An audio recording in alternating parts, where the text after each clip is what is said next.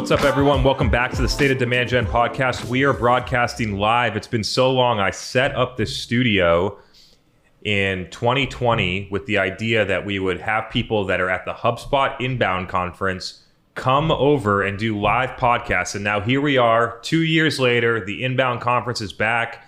We got tons of different live podcasts happening this week.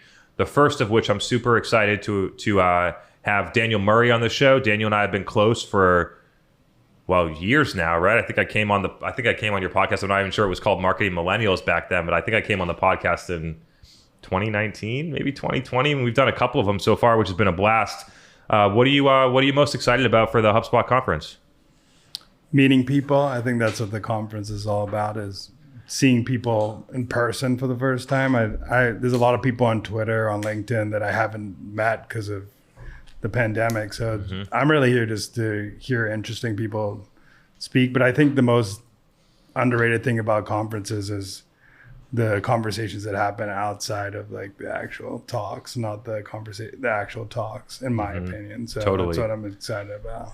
Yeah, I think that's like, especially for people like us, given the producing content on the internet, a lot of people like know us. And I think there's a really interesting thing, because I used to go to conferences without awareness and a profile, and it's much more challenging to engage in conversations and have those outside conversations.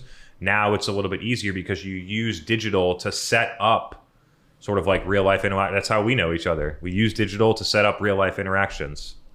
Yeah, I'm a correspondent, so I'm going to be like tweeting live at there. So if I didn't go on LinkedIn or Twitter, I would never have got like an opportunity to come here. HubSpot's giving me a ticket to come here, so super excited for it. Hell yeah. And I think one of the core things, I think we're going to title this episode a LinkedIn deep dive. We got two people on here. Daniel has been absolutely crushing it, has a little bit of a different strategy than me, has been getting the company page to work really well. So I'm interested in talking about that, because like we've been working real hard on that, but don't see a ton of company profiles being able to do that. And just going way more into how the dynamics of LinkedIn are changing. So I've been spending a lot of time talking about the things that I'm seeing, but it'd be really interesting to talk through live on what is actually going on the platform, and then how could people adjust to that in real time, and how should they think about LinkedIn inside of their strategy, sort of give you some thinking and ideas. So like we prioritize our programs, or at least I do in my head, and like there's been a time recently where it's like, okay, like YouTube that we thought was number 3 is now number 6, and we're going to move TikTok up. And so you go through this little prioritization exercise in your head, and it'll be interesting to figure out where LinkedIn falls nowadays, right? So I think for a lot of people, LinkedIn, if you think about the available social platforms on the internet in B2B, LinkedIn is like number 1, like gotta be number 1. And it'll be interesting to talk through it and see whether we arrive there as well. So maybe at a high level, just talk us through what you've been doing on LinkedIn and how you think it is right now. I think at a company page level, it's a great place to be. At a personal level, it's a little harder when you're bigger. I think when you're smaller and growing on LinkedIn, it's a great place to start, because I think, one, what I would have done before if I knew about this is curate who I actually is my connections. I think at the first, when you start growing, a connection equals a follower, and then you get lost in the connection game, and then your whole feed gets terrible. On the company page level, though, I think a lot of people, and companies still do this, treat it like a ticker or a place to just show company updates or what the company's doing. I think there's a strategy to be the place for marketers to go, or the place for this audience, salespeople to go, or the place to be for somewhere to go. I think company pages, LinkedIn is late to the game of this, but if you go back and look at Instagram, if you go back and look at Twitter, the company pages that treat their pages like a place for somewhere for their audience to be, and not treated as a company page, are winning. So I kind of think of it as like these meme pages that have been big on Instagram for a while. I treat my company page like that. Obviously, it's a different model for me because I have a different strategy on there. But I think a lot of companies could not think of it as a company page, but think of it as a media asset for creating great content for their audience instead of creating great content to show off what their employees are doing, what webinars they have, what blog posts they have out there, because those don't get reach on LinkedIn anyway. So why not just use it for that? Yeah, totally. Companies continue to use this as a like a PR channel, for a better way to say, like a lack of a better way to say it. Hey, look at what we did with these people, or look at what our employees are doing, or hey, we just got Susie. She's our new VP of marketing. Here's the things we asked her on onboarding, or a bunch of shit that honestly nobody gives a fuck about.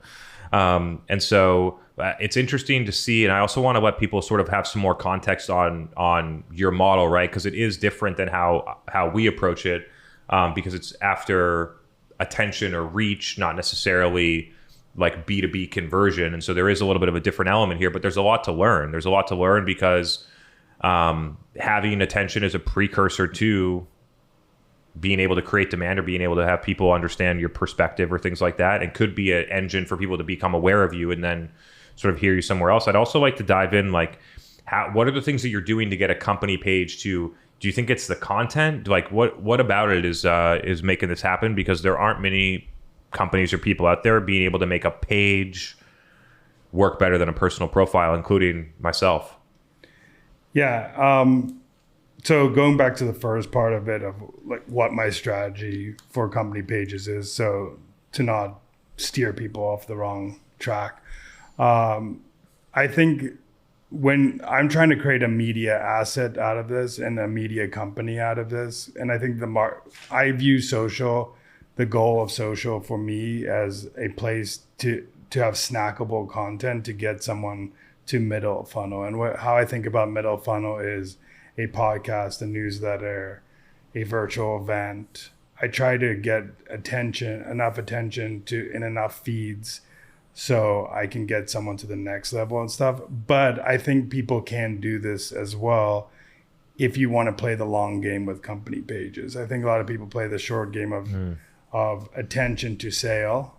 And I think if you play the 1 to 5 year game of, let me get as many people in the middle funnel, create great content in the middle funnel, and then nurture the middle funnel to get them to sell your product bottom of funnel. I think that is how I think about it, because I'm trying to create a big enough audience to eventually, if I wanted to start a product, sell something to somebody. So it's kind of the model of the newer models that are coming out is build an audience for, like Mr. Beast. Like, let's give a B2C example. Mr. Beast created an audience first, then he created Mr. Beast Burger, then he created Feastables, then he created products off of what the audience actually want and what he's actually likes to do, instead of being forced on a market and then finding customers for your product. Yeah. So I'm trying to create an audience for it. And what was the second part of it?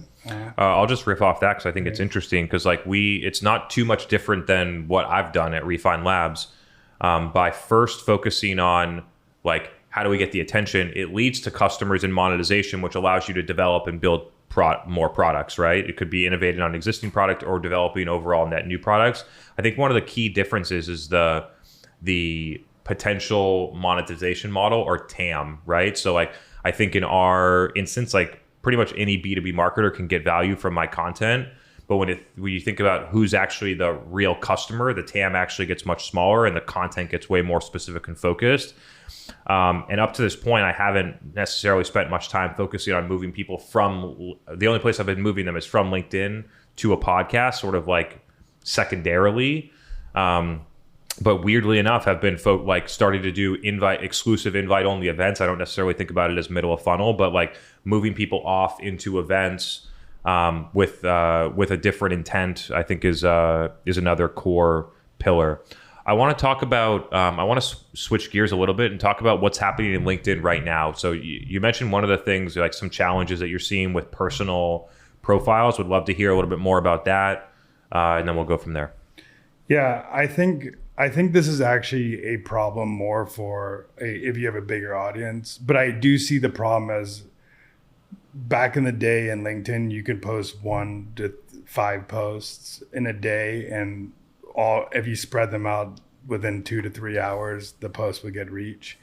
Now you post a second post, and the second post doesn't do anything. So that's one thing. The amount of, which is kind of counterintuitive to how social should work.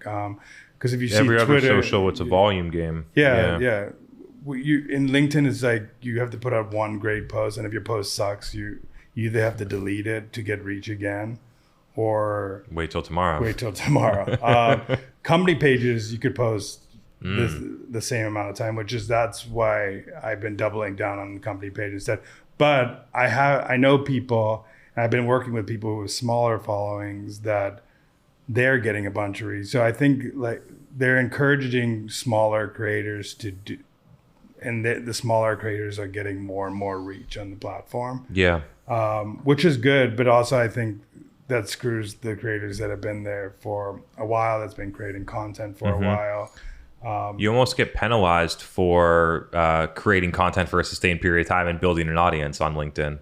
Exactly, because I know like some of my close friends, they have like 20, 30K followers. They get great engagement, and they've been moving from Twitter to LinkedIn.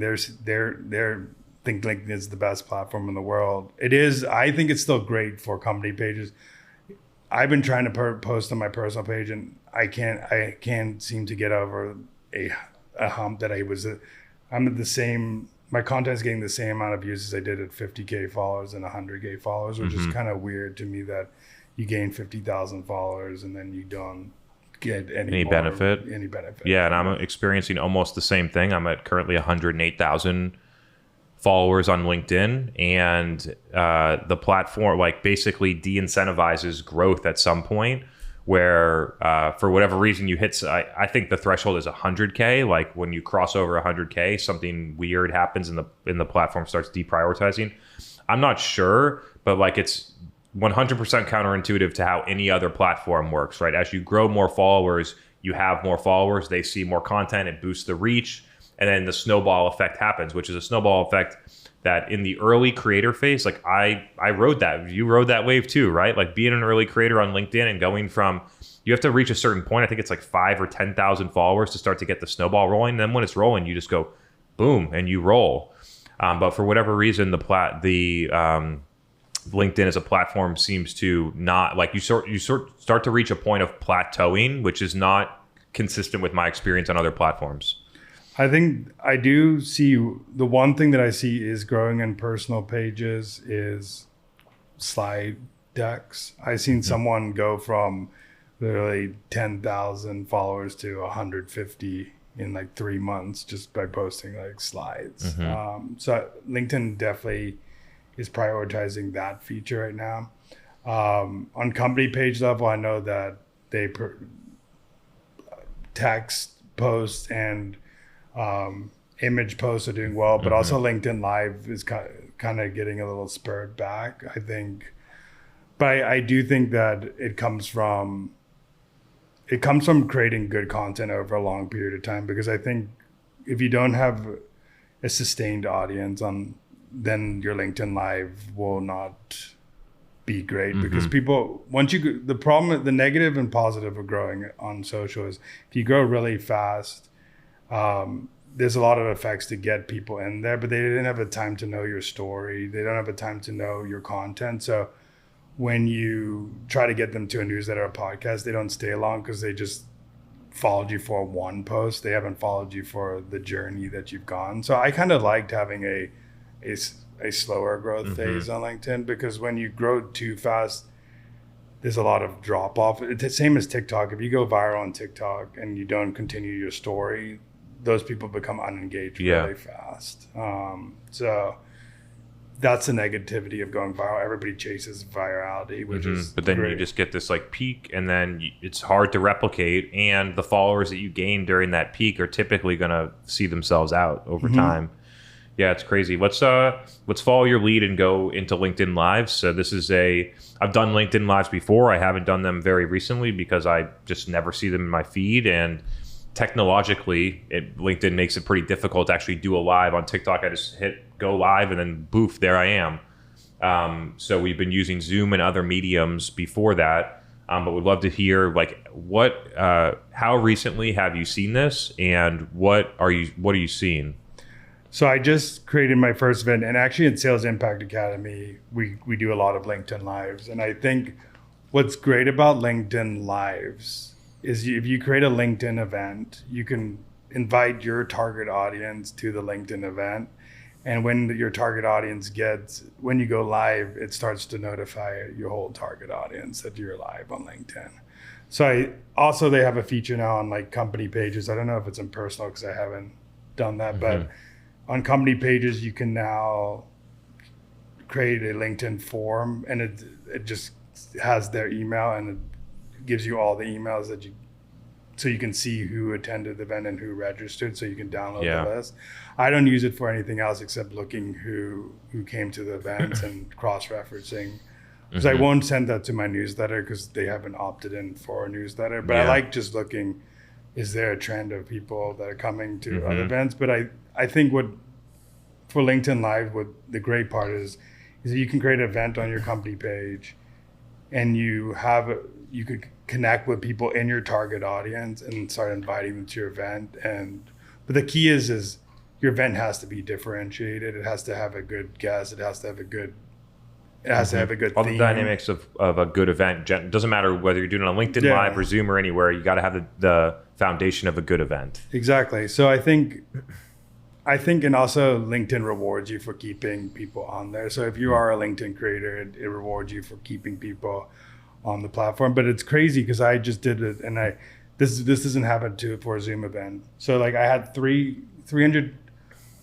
500 people register for the event, and 550 people were consistently on an event. So just think about like the show rate of like event where 25% if you're lucky, even on a Zoom event. Yeah. But like on a LinkedIn Live, the show rate is actually better than the registration rate. Rate. So that's where I think there's an advantage of LinkedIn Lives is like over Zoom, it's an open system instead of a closed system. Exactly. Yeah. So what I do think there's an advantage of is having broadcasting in two places, is having a closed net Zoom, and then afterwards having a place for people to ask questions on the Zoom. So you broadcast live for attention on LinkedIn, and then have if you want to ask the speakers, cut off the live, and then they have to enter the Zoom to have personal questions with the guest or your. So you can have it broadcasting in two places. So if people want to go on the Zoom, they can. If people want to go on the live, they can.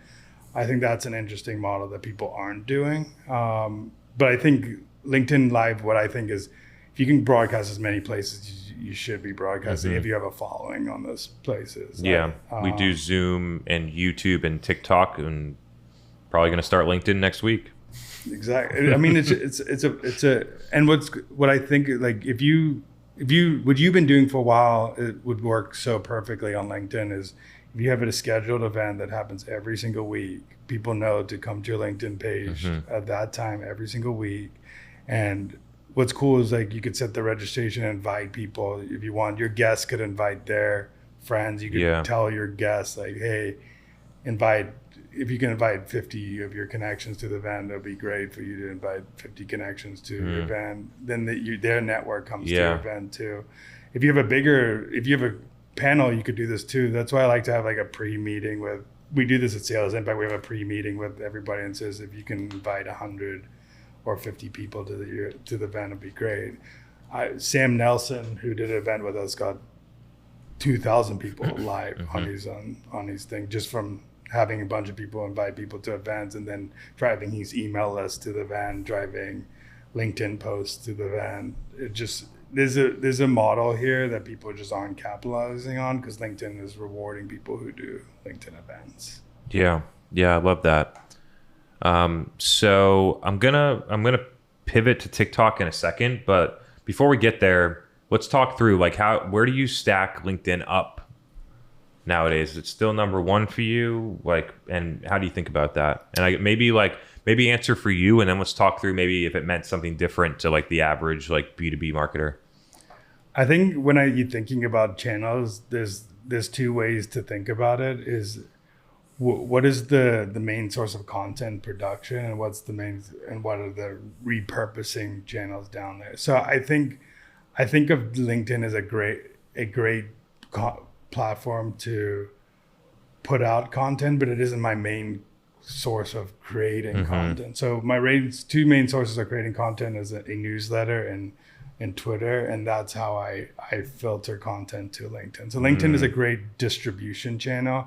I don't think it's a great channel for necessarily being on the platform. I think for Twitter is a great place to be on the platform because you get one-to-one connections and you see who your followings post in your feed, so you can interact with them, you can create conversations with them. So Twitter is my main, but I am starting to go the TikTok route. So right now if I would rank it, I would be Twitter, LinkedIn, and now probably TikTok is going to replace it. But I actually think of it as since I have a different model, I actually think of newsletter and podcasts as 1 and 2. And then I think of Twitter, LinkedIn, because middle funnel helps me create top of funnel content. So if I can create contents there, I can repurpose on all. Yeah, it's all like content pillars versus repurposed distribution. So I sort of think of it the same way. Like podcasts and live events become they're the feeder to all the distribution channels below it. So they sort of have to be number one, even though I'm not sure I've looked at that before. But I think that podcast is definitely number one, and live events is just a way to create podcast content. And then from there, I guess right now I'm probably LinkedIn is number 2 and TikTok is number 3. So that's my look. So I guess LinkedIn still is at the top and TikTok is sort of brewing. So let's go there. Cause I think there's a lot of people that hear me, they see the 15 TikTok lives I'm doing. We had our record attendance today. So I keep seeing interesting sort of incremental gains on TikTok, which I'm fun to explore. But a lot of people might just have an account. They might not even set up an account. They might be like, that's for kids or whatever. So what are you seeing over there, and what should people be paying attention to? I think it's a great place to tell a story about and get personal with your audience. I think for podcasts especially, I've seen people's podcasts boom if you repurpose your podcast on there. So and I've also heard that if you don't create it as a company page account, create it as a creator account, and then post it as a creator, because you get dinged for being a company on LinkedIn. I mean, on TikTok, because licensing of video, of music and stuff like that, you get dinged. I also see a lot of my friend JT Barnett, he's big on TikTok, and we had this whole conversation actually on the LinkedIn Live about TikTok, and he was telling me that if you do the same thing as you've been doing for a while on LinkedIn, on TikTok, you eventually start getting your audience, because TikTok needs 30 to 60 to 90 days to learn what your content actually is. So it's looking at the words you say, and looking at the captions that you're putting, it's looking at your hashtags, and then it's creating this and then feeding it. I'm starting now on my personal feed, starting to get more marketing content than ever, because I'm a marketer, and that's because I search marketing hashtags. I search that. So now it's becoming you engage with marketing content. Exactly. So it just starts. Yeah. The algorithm is the most impressive part of the platform, I think. I think what people don't get is that TikTok on any platform is the first 60 days are not for reach. It's for TikTok to actually learn who you are and what your content's about. And I think a lot of people worry about that I'm getting 100 views or I'm getting 2 likes, but TikTok needs to know who to distribute your content for, because it's an interest-based platform. It's not a follower-based platform. So it needs interest to get to where you are. I also seeing a lot of success if you, for example, if you started doing Boston content today, as a geotag in a conference, and you start producing this content and tagging Boston, people in Boston that are on TikTok will start seeing your content, because it's very geotag based. So if you start going to a conference and being in the city of a conference and producing TikTok video and saying like Boston marketing, Boston inbound marketing, and then it will start geotagging. And TikTok's actually testing a new whatever thing on the bottom of a thing called nearby.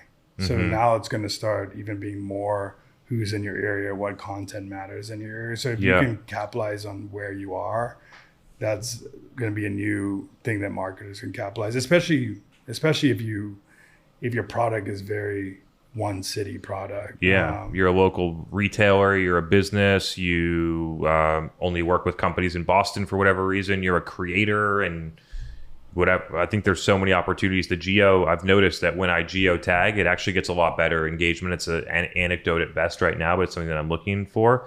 You mentioned one thing that I think is super interesting that I want to talk through, because it's just where most people miss on social, which is the idea that to most people, it would suck to move from I'm posting on LinkedIn and I know that I'm going to get 150,000 or more views on every video that I post. And then I'm going to stop doing that and I'm going to go over to TikTok and I'm going to post one and I'm going to get 300 views on the video. And the difference there prevents people from innovating. That's why a lot of people that are on Instagram haven't innovated on TikTok, haven't innovated on LinkedIn, and now they're on Instagram with 800,000 followers on a declining platform, and their reach is going down, and they don't have another place to build because they can't go over there and be humble and be like, I have to start from zero just like everybody else again. And so I think that is something that holds people back broadly on every social platform. Like, I'm not going to be as good as this person. They have 20,000 followers and they get all these views and things like that. And the realization is that who the fuck cares?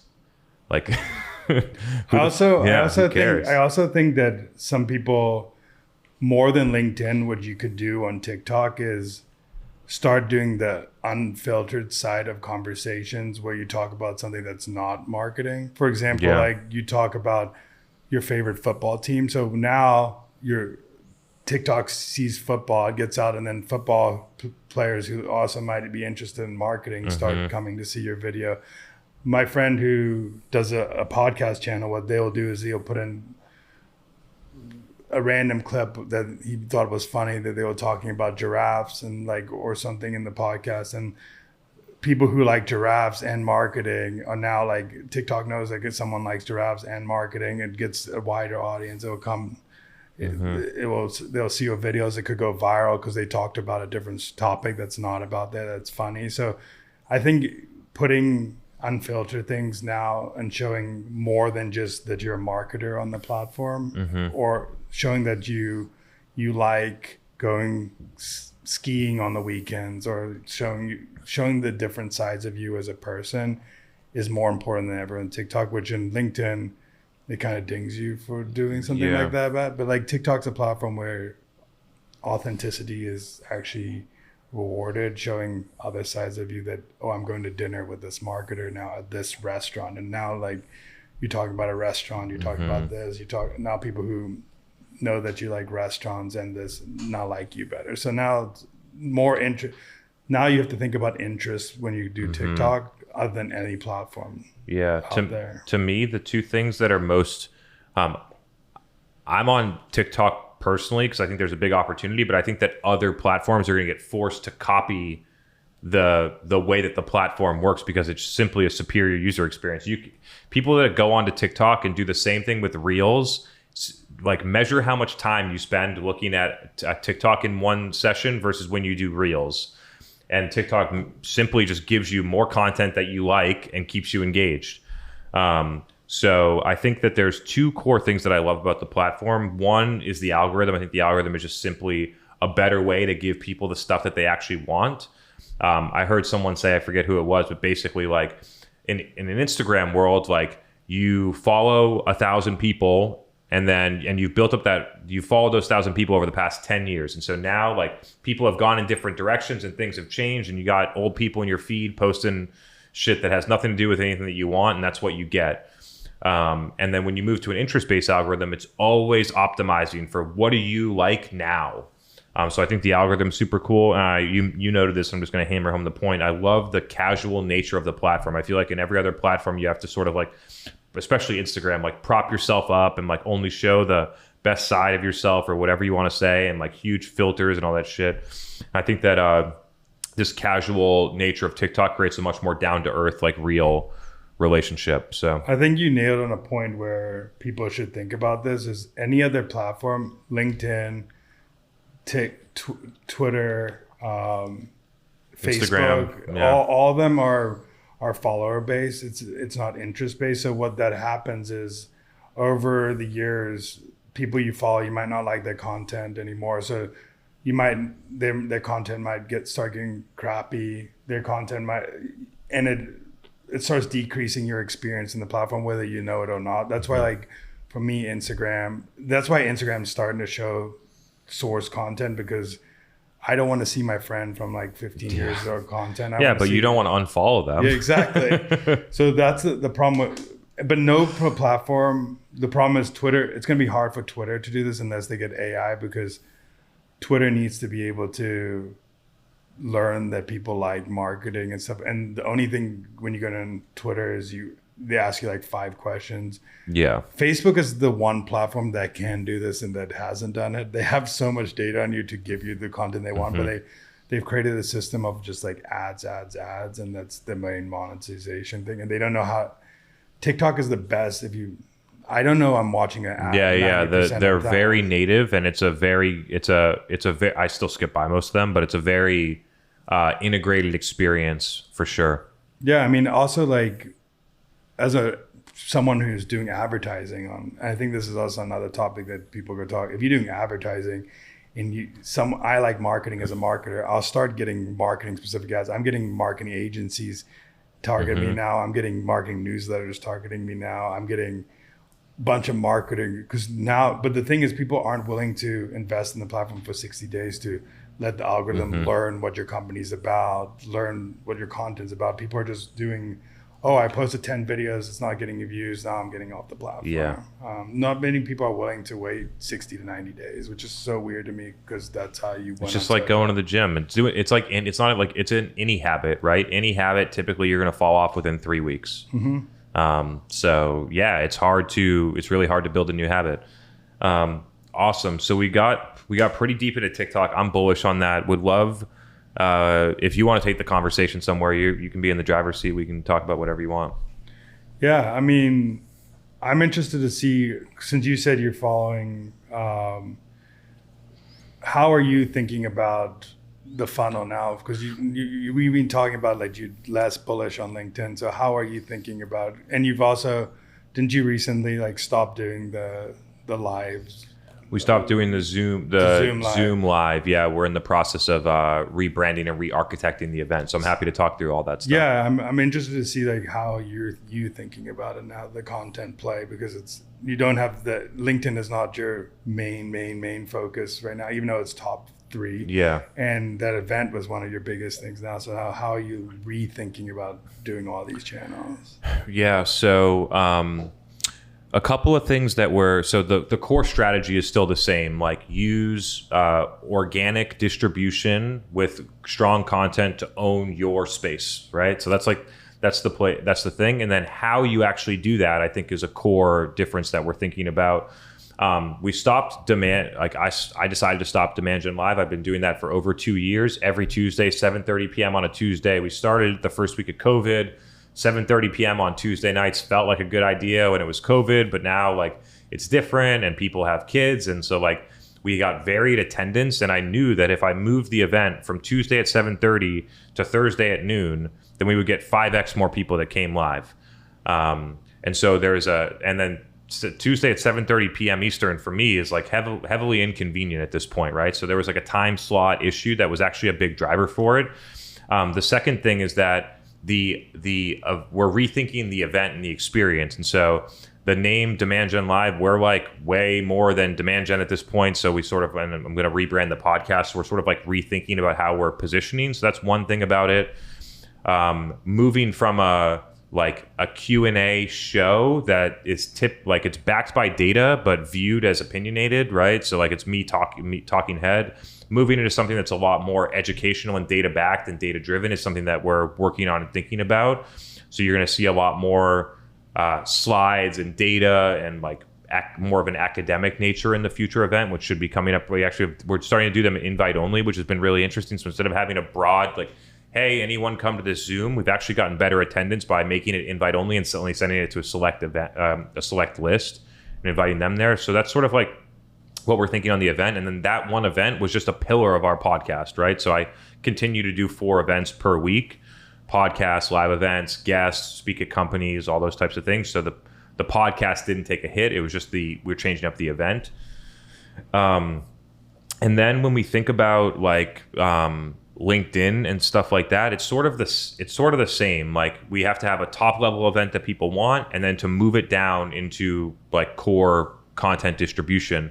But it's just thinking about how, like, what is the priority and how we're doing it. To me, like, I think that we sort of had this core play on LinkedIn of like, hey, video post, long text copy, wash, rinse, repeat for a long time, and it fucking crushed. I don't know. It really worked, and like at this point we're getting stunted by the algorithm more than anything, in my opinion. And so trying to think about if there's a content switch up, if there's a different way to sort of do this, is it images, slide decks you mentioned.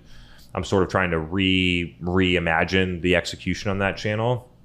I think you mentioned one more thing that I forgot. I probably forgot too, but yeah. I'm just trying to think how you read. But I actually think you made a good point about the educational play. I think there's when you're thinking about media, and I think like every company is a media company, and there's like pillars of media. I think there's how I think about media is top of funnel channel are your attention, so that's social. Mm-hmm. Those are your attention to get people in the middle of funnel, and middle of funnel are these virtual events. These more long, just essentially long form. Yeah, so it's snackable content to long form content.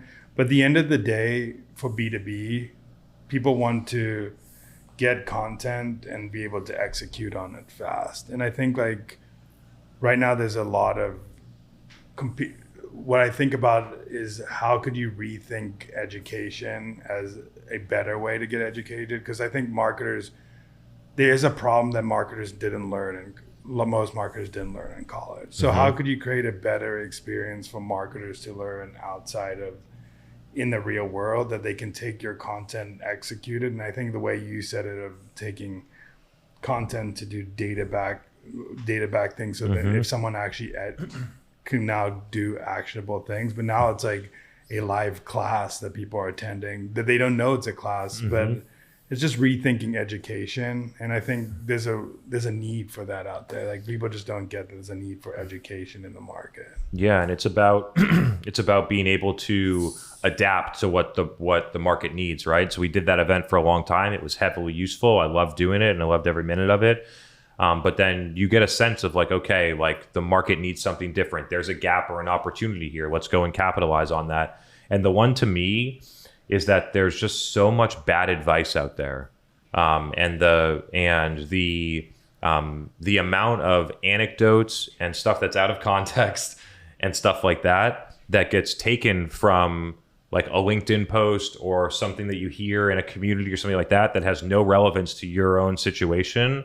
I think is something that not enough people think about. People always think about what's the cost of like if I did something and what would be the ROI of it, but they rarely think about what's the negative ROI of all the information I take that I do stuff on that doesn't work for me.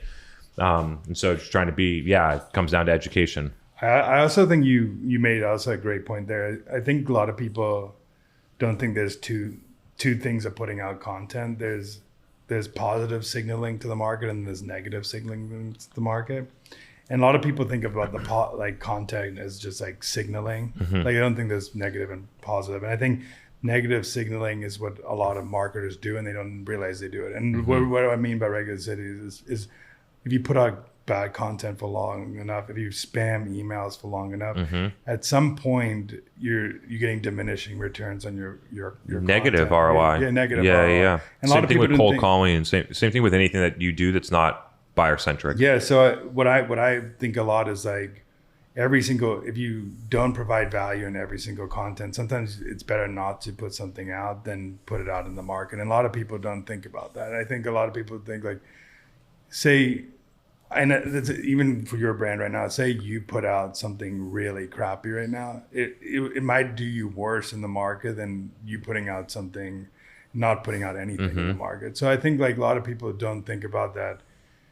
If you put out like 5 bad posts around you, people see you slacking, it's actually bad in the market. It also signals the algorithm that, hey, this person's posted 5 times, you haven't engaged, let's stop showing them. Yeah, exactly. So a lot of people just don't get that there's actually negative signaling in the market. And I think most people do it on emailing. I think I think it all comes down to goals. I think it all comes down to revenue goals and what they're doing it. But it's like, I've also been thinking a lot of time, it's like, what is the LTV of your audience versus the LTV of your customers?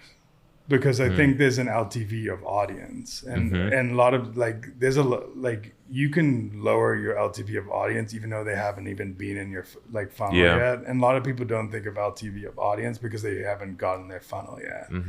And I've been thinking about this a lot lately. I don't know how to I haven't thought about how to do it yet, but I've been thinking of like, if you have an audience of 100,000 people and they're not on your product yet, but there is an LTV of that audience.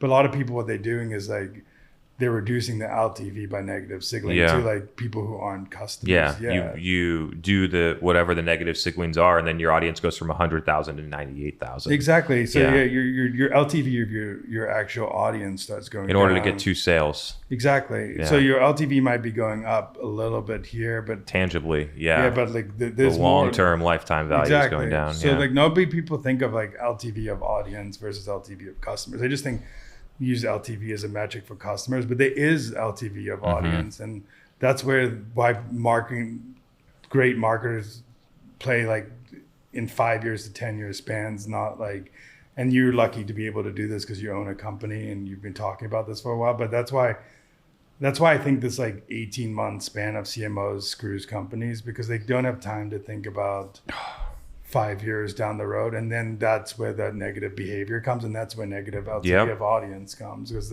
this short-term thinking. Exactly. That's crazy. Yeah, and if you think about having to go 18 months with the CMO, and then for whatever reason, right? Because they sucked, because you gave them the wrong goals, because they were set up in a place that wasn't ready for success, whatever the reason. Then 18 months, and then you literally start over again, 18, and then you go 18 months and you start over again, or whatever the number is. And you never get to it takes 18 months. It took us 18 months for our podcast to be delivering massively. Like, it takes that long to actually get programs to deliver growth trajectory changing results. And so I think that there's a dynamic of that. The way that CMOs are entering is putting them in a position to fail a lot of the time. And so I've experienced that, where like basically a CMO gets hired and then they realize that they have to 10x pipeline yesterday, and they come over and hire my company, and then my company's set up. They don't tell us the goals until 2 months later. So then my company's set up to fail. And then what happens is the goals, then they fire us, and then the executives fire them, and it was a complete fucking waste of time in everything, because the goals were set up wrong. The second thing that I think is a lot more recognized right now is that a lot of CMOs just come in and can't get shit done.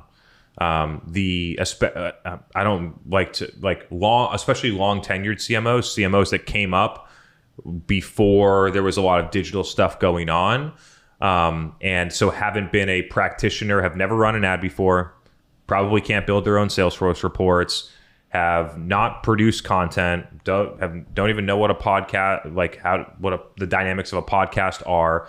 And you got that situation, which looks like the safe CMO play to most companies. Hey, 4-time CMO, has been a CMO at since 2008 or whatever, and then you get into a place where they're just, honestly, many of them are not equipped to do the things that are necessary to win today. So yeah, I think it's an interesting, I don't know if dichotomy is the right word, but an interesting push and pull between a situation that is mission impossible almost, versus like you going in there and not being able to perform. This is why I also think of like, I think companies need to start thinking more like media companies, because why I think about that is like, when you become a media company, you're thinking about owning a narrative for a long point of time. Yeah. And a lot of times like people think of just selling product, but your whole like marketing is all about like is about the story you're telling the market of like what you're doing. And I think that's where like media comes in, of saying like, when you own media, that means you owning distribution of the messaging in the market. And that's what I think, this is what's happening a lot now, that people are starting to move. Like HubSpot used to like own a lot of the messaging. Like Terminus used to own messaging, but now like people like you have came up and started owning the messaging. That's why I think there's like a way for like companies to use people inside of companies to start telling stories and owning the long game. And this is where you partner with people who actually know what they're talking about to create content for you for a longer period of time and create long-term partnerships with these. Because then if you create a long-term partnership with people outside of your initial brand that are telling stories in the market, you can own the messaging for a longer period of time in the market, because they're the ones who, like right now, you're owning a lot of the demand gen narrative out there. Like whether companies like it or not, you are owning a lot of the narrative out there. DG was owning a lot of the brand narrative in B2B for a long period of time. Whether people like it or not. And DG was in a company, so Drift got the benefit of it, even though that Drift didn't know that they might have not known, or they did know because they were geniuses of doing that. But like right now, like HubSpot it owns SEO, which like, okay, that's great. But a lot of people are looking to creators to do that. And I haven't seen a lot of big companies go and turn to people who are actually executing and have expertise to own the narrative inside of like these platforms and think longer term about media, because media before was just for at least B2B. B2C's been run a Google ad, get a lead. Yeah. And it's also been like create blog posts and create average newsletter content. And now it's the same way, by the way. So like if you back in the day, the blog that I read was Rand Fishkin's blog and his YouTube video, right? Like it's still being like, whether it's a blog or a YouTube video or a LinkedIn post or a podcast, being the best wins, right? Creating the best content wins. And there's a lot of people that come in and try and do the podcast or the live event or things like that with the wrong intent or the wrong things. And so it's really not that, like, having the timing right on the tactic is important, but there's so much underneath it that makes it actually work. And I think the one part is too, what you said about Rand Fishkin is that now more than ever that these social platforms are on the rise, and TikTok's on the rise, people following people more. And I know this is like advise people, but it actually is what I'm noticing. And you said the best thing is expertise, and you kind of doing this with Refine Lab with all the personal brands that you have out there. But it's just so funny because right now, like, I don't want to go follow HubSpot. Like I just, or I don't want, I know you don't want to answer their shitty polls on LinkedIn. I'm not, no hate on HubSpot. I love HubSpot too. I love HubSpot too. But I don't want to go follow a random SaaS company. HubSpot was a bad example because they're actually doing it better than most SaaS companies out there. But I don't want to go follow a company. I want to go follow the people who are in the company that are doing great things. That, like Kieran, who is the VP of marketing there, who is executing and giving all the advice. I want to go follow Harley Finkelstein at Shopify, who's like the VP there. I want to go follow. And I think that if you can get more and more people in your content sharing ideas of what you're doing, get them on podcasts or hire people with expertise to start talking. I think a lot of people are just forgetting that the narrative has gone to people, and it's always been people. It just more in B2B. The distribution wasn't there, right? Yeah. So I was actually thinking, like, 5 or 7 years ago, what did you do? You paid an analyst firm, you tried to get a PR firm to get you to speak at conferences, and all the distribution was guarded, right? So like, and now basically social has democratized distribution. Like you can just go in there and you don't need Gartner to approve of you. You don't need someone to say yes that you can speak at this conference. You can literally do it all on your own, which I think is super empowering.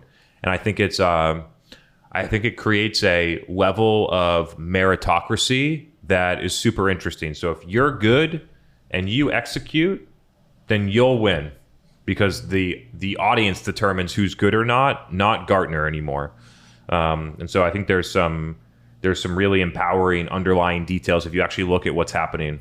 Yeah, and I also think that like if you don't have people in your company that want to create content, just interview them or get someone in the company to take their voice and distribute their voice out to the market. I think that what people are doing is they're just copying every single blog post over and over, and it's just getting watered down blog posts, watered down webinars, watered down, and that's why people are going to find people now that are doing great things. And some of those people work at big brands. That's why I think HubSpot's actually doing a strategy that I think that people should do for events. They reached out to 50 people who are active on Twitter, and we're like live tweeting at the event. So now we're getting and they just give us free tickets to come, and it's not low cost for them, and they get a bunch of attention through people because they understand that people. So HubSpot actually gets it. A lot of companies don't get it's invested